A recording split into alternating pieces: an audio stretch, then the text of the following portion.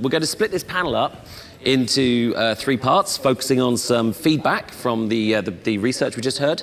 And we'll discuss how agencies and, take a seat please, media owners what they can do to improve the TV buying experience, and look at how agencies can drive value, grow, and explore new business models. Right, to start off, I'm going to ask some questions, and our panelists can introduce themselves. I'm not going to read out bios. You can see who they are, and they can explain what they do better than I can. Natalie, or Nat, may I call you Nat? Yeah, Nat is fine. Wonderful. So what do you think to that research? Like, how does that resonate in the UK? Or is it, do you see that sort of pattern of behaviour? I think that the accessibility and immediacy of results in performance digital channels does make the user experience more attractive to clients, because they can understand what happens a bit more, as Carsten explained, and get results more quickly. I think mediums like TV, which work in the short term and the long term, are never going to be able to compete on the immediacy of results front, because one of the best things about TV is that it works in the long term, and you can't access the long term because it's not happened yet. So I think it's not really a challenge for TV. I think that's just the way it is. It doesn't work in the same way. Well, do you think Google and Facebook have too much clout with clients?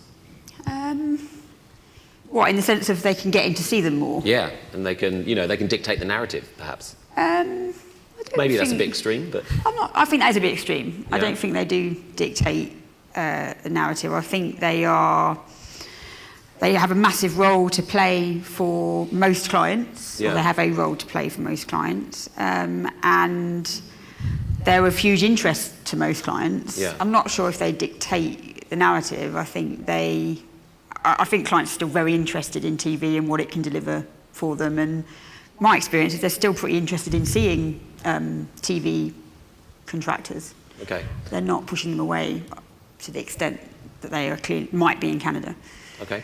Dave, again, you can introduce yourself before you answer this, but do you think that's a healthy position to be in, where 1 or 2 media suppliers get so much of the client's attention, as Carsten put it? Yeah, so I'm a digital person after.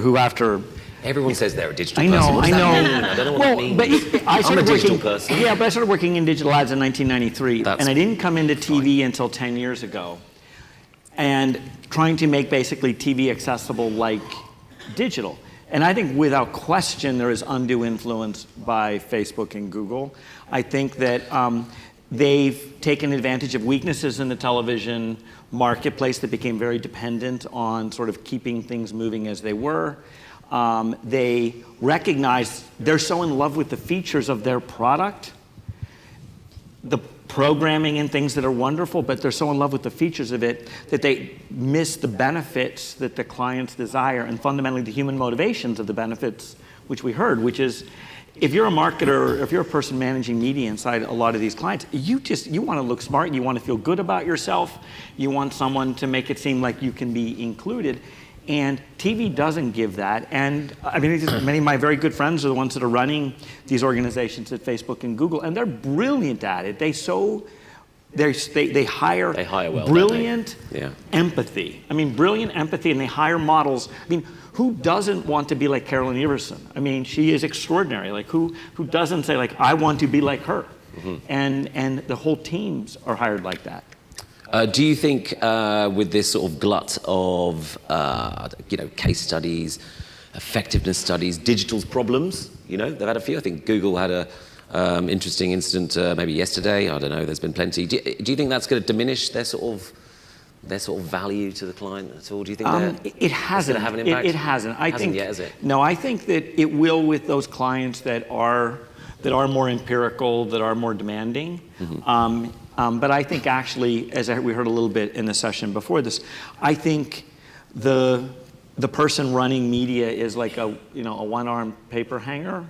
Like, I think there's so many things going on that they are chasing everything, mm-hmm. that they can't really stand up and say, I'm going to turn off one of my major suppliers or change it. Mm-hmm. I mean, I talked to a lot of the major brands when a couple of these scandals came out, And they told me they weren't, like they're talking about what they're going to do, but it takes a lot of guts, and it's hard to have guts when you're running media and advertising and a lot of other people have expectations for you. Yeah, I don't know what a paper hanger is, but I'll go figure out afterwards. Kristen, I think you're massively interesting because you've obviously you founded 605. You work for Cablevision. You're on the boards of some large multinational brands, Wendy's, Revlon, and of course you work with media owners to build better tools to sell inventory. And we'll come on to that. But at the board level, when you're at these sort of big multinational companies, do they share the sort of opinions that we've just seen in that research? 'Cause that's where part of the fight is, isn't it, at the board level? No. Okay. Not really. I mean, a large, public company board, the assumption is that the executive team knows what they're doing. So the CMOs are on top of things. Like, I find it interesting to have conversations with the CMOs about what their perceptions are. Did you know you could buy TV on an addressable basis? Did you know that you can measure TV the same way that you measure digital? How do you feel about last touch attribution? Like, how do you determine if things are working or not working? And a lot of it is really within category, and I'm sure my agency colleagues up here would say the same thing. They're looking at themselves relative to everybody else in the category. If I'm in QSR, how am I doing, quarter by quarter in selling this or that? Like yesterday, for example, I'm on the Wendy's board, as you said. Burger King came out with a really interesting execution that they're launching where it's $1 for a Whopper, which is the big burger, right? But the way that the campaign is going to work is that you have to be within 600 feet of a McDonald's in order to get the offer, and it's good for an hour. So I immediately sent that to Wendy's and I said, look at this, because the implementation it includes geo-targeting, geo-fencing, expirable offers, and then management of it at the franchise level for Burger King to execute this. So it's those types of conversations where they're looking side to side and not necessarily looking, through everything that they should be internalizing to be sure that their stuff is working to the best it can, regardless of what their competitors are doing or in spite of what their competitors are doing. Okay, and Dan, no one's actually introduced themselves, which is nice. Oh, yes. You're welcome to. But we're going to move on to TV, and you said this to me. You believe TV has, quoting you here, gotten away with it so far, but now it's time to act. What do you mean by that? So I'm Dan. I work at OMD across a range of different clients. I think they've got away with it because Google and Facebook have targeted some of the lower hanging fruit first. If you look at where they started and what doesn't exist anymore, no one gets the yellow pages anymore, and that's entirely down to Google. They killed a massive multi-billion-dollar industry. Then they moved on to local print, and they've more or less got local newspapers on their knees, and moved on to national newspapers. And very slowly, those guns have been turned to TV. So you see the likes of Facebook Watch, the rise and rise of YouTube, and lots of other content solutions. So clearly TV now has a job to do. We've seen on this stage yesterday the heads of ITV, Channel 4, Sky together, I think for the first time ever on a stage together. That's true. So clearly TV has reacted to what they see as the perceived threat. But yeah, I think we had a recession 10 years ago now. 2008, 2009 were terrible for TV, mainly because advertisers stopped spending.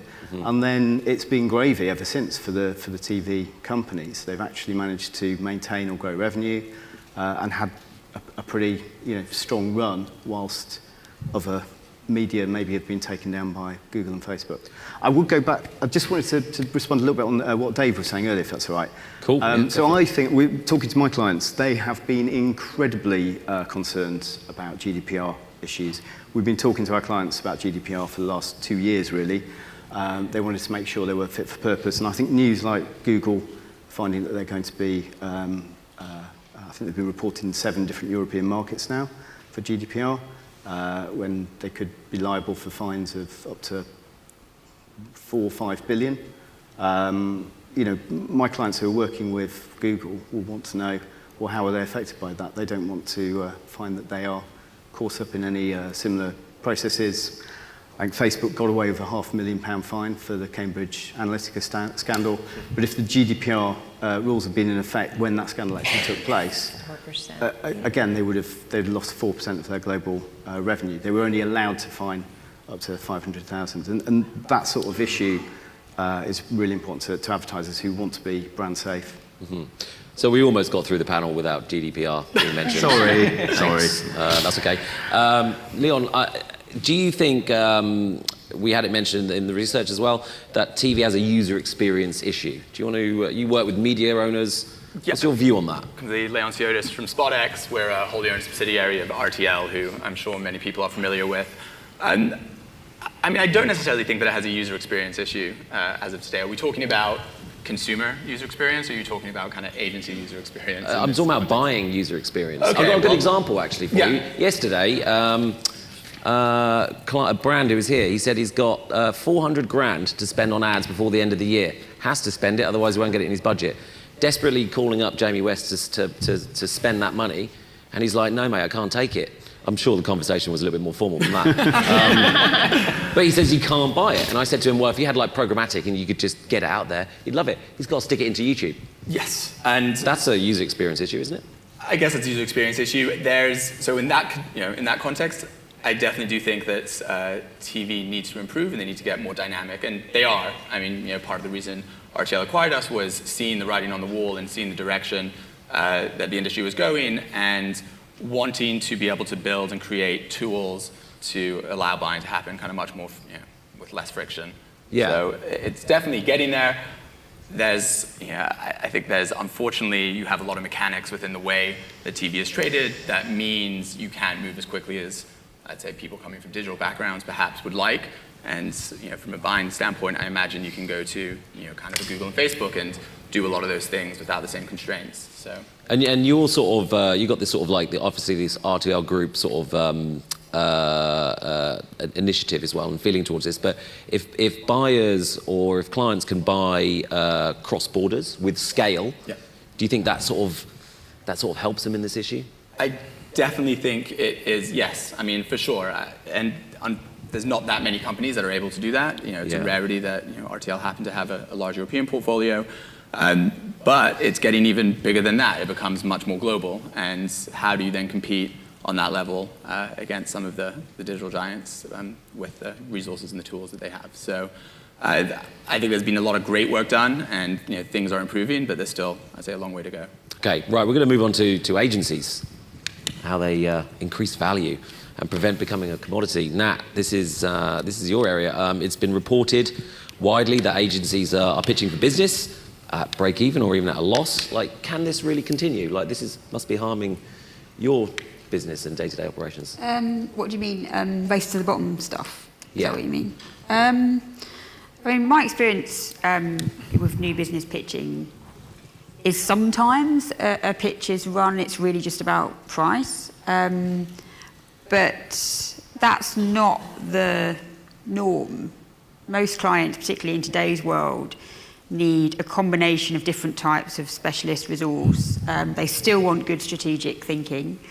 They usually want SEO in scope. More and more they're wanting e-com in scope. And I think clients recognise that you have to pay for good talent in these areas. And as there are more and more disciplines, you do need to invest in your agency to get good people. And I think that's more the case now with the plethora of digital channels, not less the case. That's not really been my experience. Well, but if there is a pressure to compete on price, is efficiency a big part of your job at the moment? Yeah, we do have to compete on price, of course. Yeah. Both trading price, if you like, but also the price of resource. And if you want clients to pay for good talent, then you have to show them that you are operating in a way that delivers their needs, but also is lean. Yeah. So you do have to show that you're efficient, and that's that. Dan, in a shared world with digital and now consultancies like Deloitte and Accenture, where can agencies provide, unique value and growth? Like, how do you demonstrate that daily?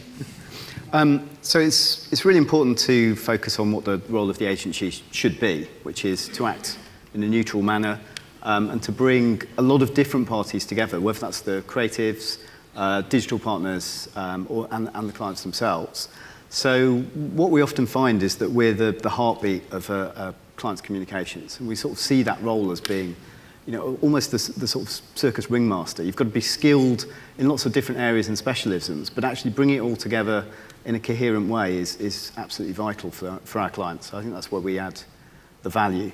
Right. So Justin, can we just, I think you're skipping over, like maybe in looking at what's gone on in the past months with major clients. Actually, I'm following my notes agencies. pretty accurately. I know, Yeah, I'm not skipping anything. But you told us you wanted dialogue and Absolutely. I don't know how to say controversy now that I'm here. You let them have it. I'm going to sit back. Go for it. About trust, right? I mean, you're seeing these giant brands moving from agency to agency. And there's concerns about deliverables, there's concerns about fraud, there's concerns about, buying and paying across, administrative functions as opposed to just media. And I think that there's a lot of good actors always, there's also some bad actors. And so how do the agencies overall find ways to be more effective through, to Nat's point, attribution, employing and embracing new ways of promoting and advertising, and to the Burger King example, being creative, not just in creative but also in implementation. Like, how do the agencies overcome and reestablish that connection point with their clients that's not just trust-based but it's also attribution-based and performance-based? I mean, I think that's I think that's the core issue you were trying to get underneath a little bit. Yeah. And I think one of the issues, because I'm going to follow that theme of just jumping in. It's perfect. So exactly. No, I think one of the reasons is that we have seen the marketing function in so many of the large brands, retailers, move into a heavy cost focus than a performance focus, and that's how they changed a lot of the media relationships.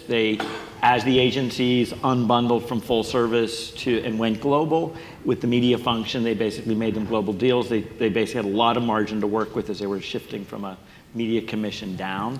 It's put a lot of them in a difficult spot, and I think they're stuck. I mean, if a brand like General Mills, which makes cereal, is spending $2 billion a year on promotion in stores, and maybe $500 million in advertising, how does it shift its ad budget? It could be the other way. It could be $2 billion in advertising and $500 million in promotion, but its marketing function is much more focused on managing relationships with Kroger and Walmart and Target than it is on actually appealing directly to consumers. You think agencies should pitch above the marketing team? Do you want to explain that? Yeah, I think that, McKinsey is, Accenture is, Deloitte is, we are. I think you have to pitch. You have to pitch to the person that actually owns growth. And yes, sometimes some marketers are starting to get the chief growth officer title, but sometimes that's a bit empty. You've really got to get to the people. Kristen's comments and discussions, like at the board level, like these are the kinds of things that you need to come in with. I said McKinsey's doing it brilliantly. They're using their chairman, CEO, board level relationships to change marketing operations. Mm-hmm. And it has to happen that way. It can no longer just be this musical chairs where you move around different former agency employees who are media directors to different clients to try to win pitches and think that your business will be anchored on that relationship. Yeah. Natalie, do you want to just come in on that?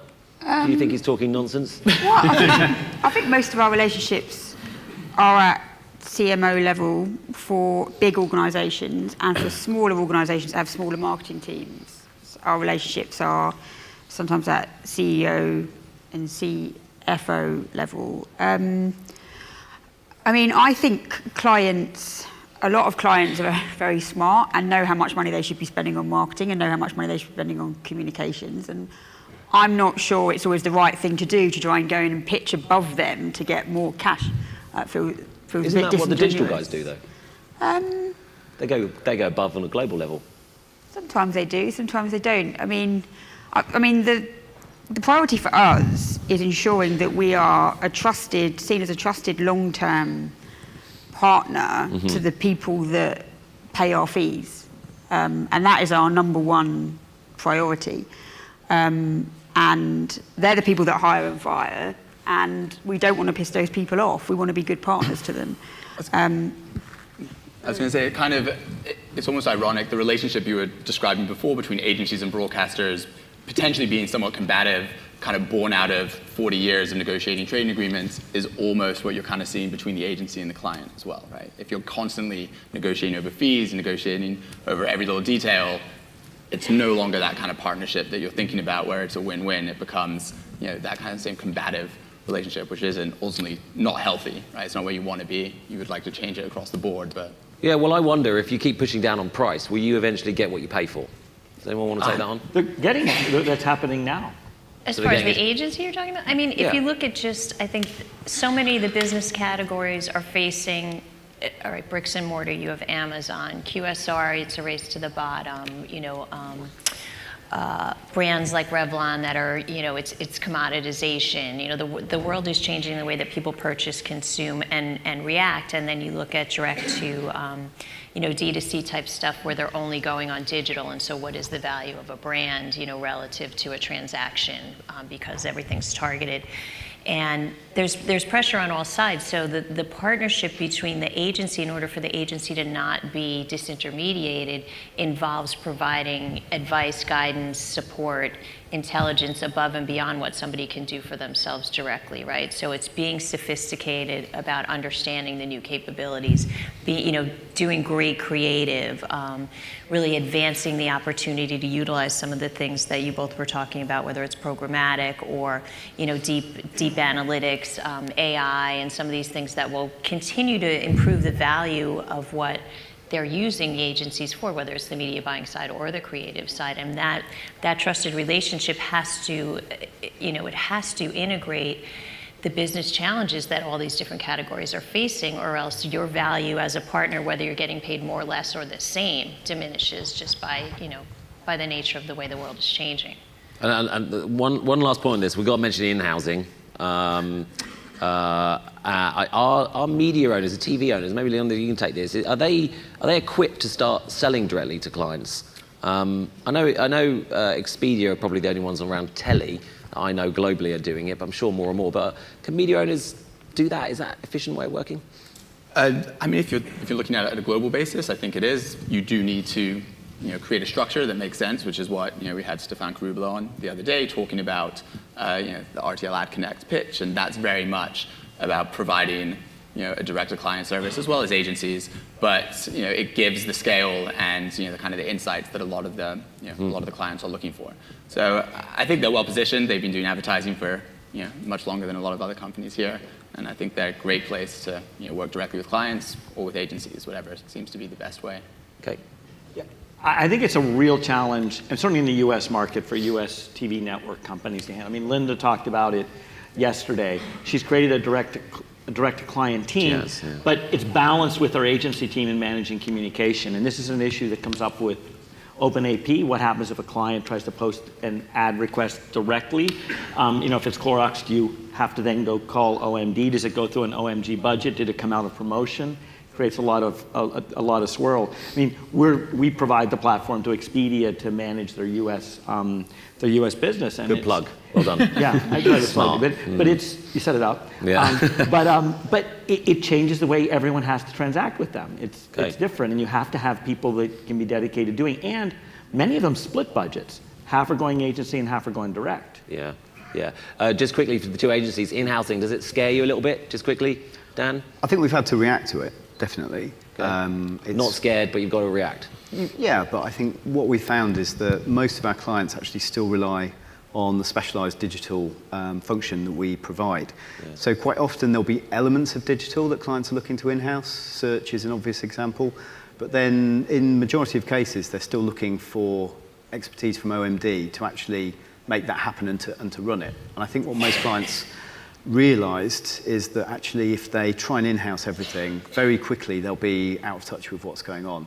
And this is cyclical. This happened sort of 15, 20 years ago. There was a lot of in-housing, and then it went back to the major agency groups because clients realised that they weren't getting the best pricing through running an in-house service. So it's like a hybrid model. So fad then in-housing, Natalie, would you say? I think it's a fad. I agree with Dan now. I think these things do come and go in waves. And yeah, similarly, some of our clients are talking about it. A couple of clients have done it in isolated areas. And I do think clients recognise that if you divorce one bit from everything else or half of it from everything else, you take a big risk. So clients that are talking about it are very clear with us that we still want you to be our overall lead, telling us how we should where we should focus our resource and budget and attention. It's just that we are investigating, having a bit more direct control over this area.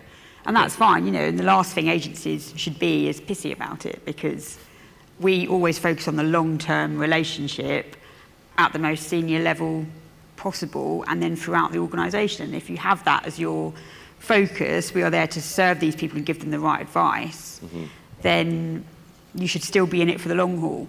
So yeah, every time we ask agencies about this, they don't seem too worried about in-housing, but it seems like quite the threat to their business. Just going to conclude that period of agency stuff, and we're going to move on to the TV debate. And Dan, tell me, what is holding back television for you guys to invest more into it? Please don't say measurement.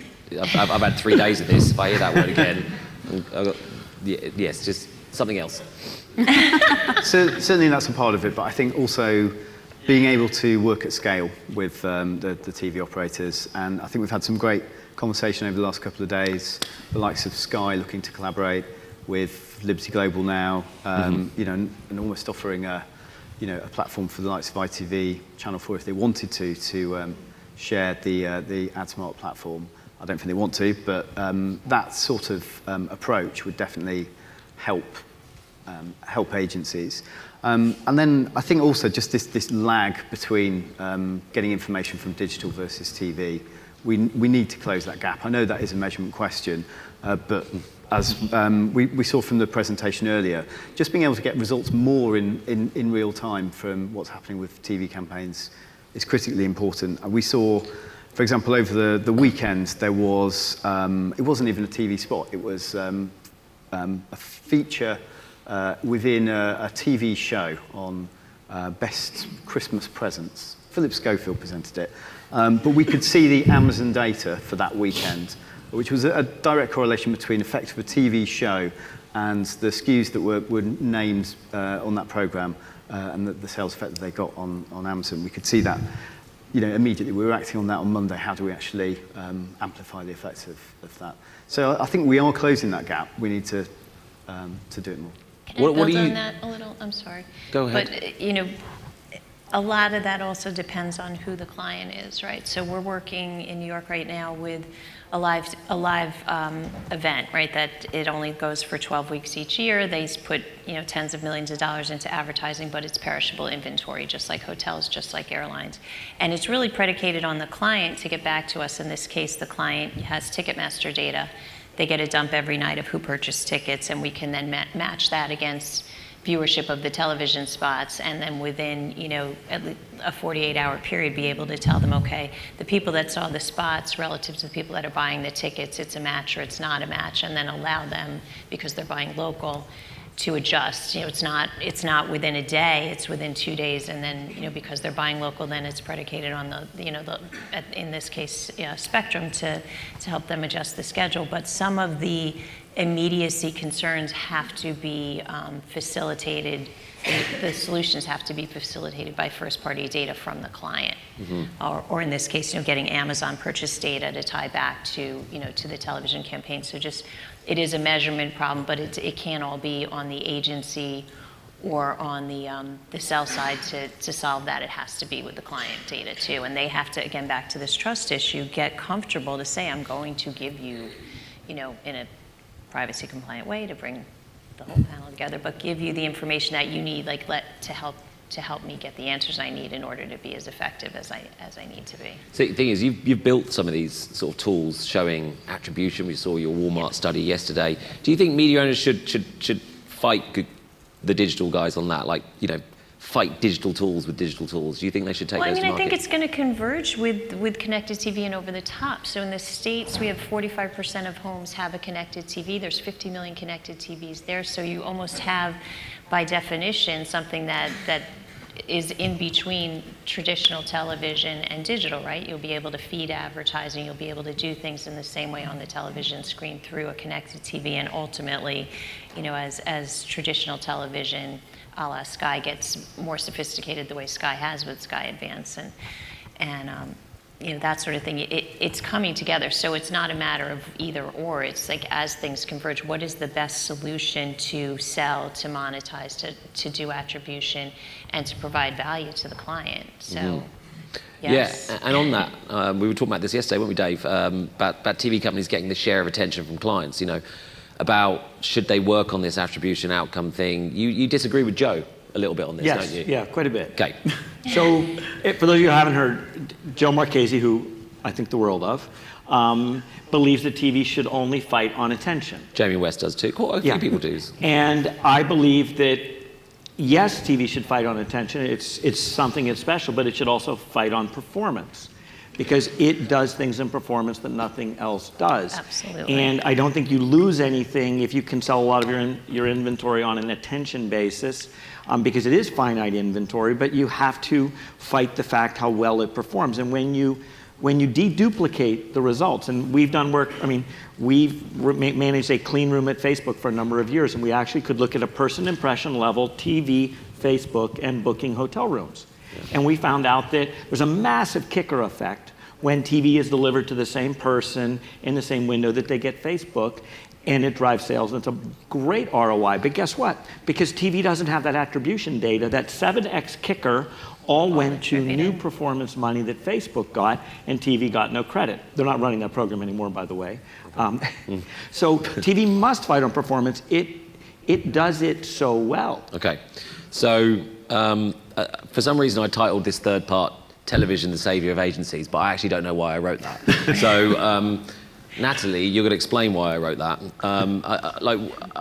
What I mean by that, I think, is are you demanding more from media companies in order to go to clients and go, hey, look what we can do. As a media agency, we can see the full picture.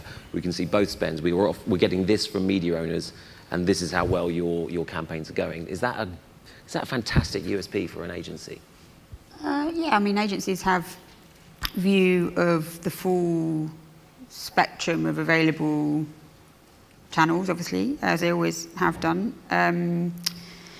And I think the chief role of an agency versus consultancies, for example, is that agencies have a really good understanding of brands and consumers.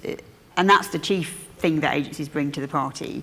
Not so much ability to understand all the channels, that's a given. It's more what agencies can bring from a consumer and brand relationship point of view, if that answers your question. Sort of. Are you demanding any more, are you demanding anything from media owners specifically in order to do that job better?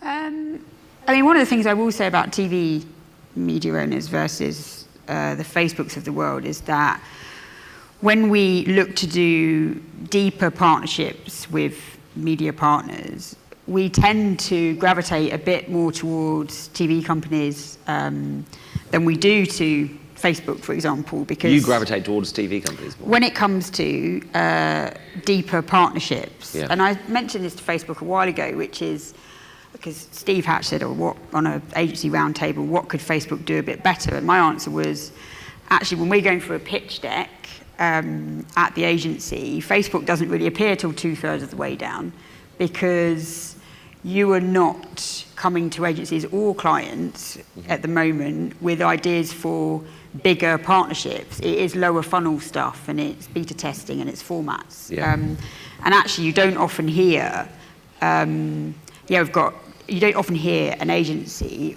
go to a client and say, we've got a great idea, it's a massive partnership with Facebook. They've almost become too big for that. And actually, I think they need to go back to that kind of thinking that they had 10 years ago. Whereas TV companies do proactively go to agencies with partnerships that are really quite different and innovative, and seem more willing to work with agencies on that. Is that a new thing or something that has been going on for years for you? I guess it's partly because agencies and TV companies go back a long way, right? Yeah, and they've worked together for quite a long time, and the pressure is on TV companies to do things differently, to engage with their agencies, advertisers, consumers. And I think there's more focus as well from Facebook and Google on those global deals. I see that for our global clients, that there is an overall attractive package at a global level predicated on certain spends. but actually executing to a campaign or to a brief that you might have as a media agency, that's when it's hard to get a good response from Google or Facebook. Right, I'm going to ask an audience question. I'm going to ask one more question and then come back to the audience. So think hard, and hopefully we'll raise the lights as well so we can see. Leon, you mentioned this to me, and I hate talking tech, but Dominic mentioned it yesterday, actually, Dominic Granger, and he said, tech is going to be really important. And you said to me it's a bit of a problem with media owners because they've got all sorts of shit going on, and it doesn't all talk to each other, and it's a major problem. It is, and I think everybody's evolved in kind of isolation from one another, and therefore have created solutions or brought in solutions that work for their specific market and circumstance. But as we now start to look at things at a much more kind of global level, or even holistic internally, you do want to make sure that these pieces of tech are talking to each other and essentially reducing friction, making everything easier. A lot of the pieces are in place. And listening to Carsten talk, I think the frustrating part is that actually, broadcasters could surface a lot of these things if they so choose. The question then comes down to how come they're not moving fast enough to do that. Is it commercial considerations? Is there some sort of kind of relationship there that's preventing it? But I think that the tech side is there to facilitate it, but ultimately, the tech should just be in the background, right? The tech should never be the focus of these things. It should just be in the background that no one really has to think about, and they just know that it's going to work. No tech focus? I have a tech thing, sorry. I was just going to build on what you said we heard that the before. interface matters and the user experience matters, and I think it's a Facebook and Google advantage as it creates to the buyer, the B2B buyer, that experience. But even beyond that, because you had a question that we didn't get to apparently on your list, Justin, about AI, and one of the things that we're doing, which a lot of other people can do over time, is we work with a company called Hive Media, where they actually can look at products and brands within every second of a visual television product, right? So then you couple that with viewership analytics. You can say during the football game, this logo was on screen on somebody's hat, it was on screen on the field, it was a paid promotion, and they give you second by second presentation of that brand, and then they actually apply a value to it. And then we tie that to our audience, like deep, audience analytics, and you're able to say, okay, that brand on screen at that moment did this against this audience. Like those are the types of tech that should also probably be transparent to the consumer, but there's insights in there that go beyond what television has traditionally been able to, to supply. And I wholeheartedly support Dave's disagreement with Joe on this thing about television. What does Joe know anyway? He hasn't even got a job in the industry. Right, exactly. He's on his third job. Any questions from the audience quickly before we have lunch? I can't, there's the lights. Any questions? Okay, and I was going to end on AI, so you got that wrong. Okay, everyone, I am hungry too. I'm looking forward to lunch. I want you to give a massive round of applause to my panelists. And we'll be back in here at 2 o'clock. Thank you very much indeed.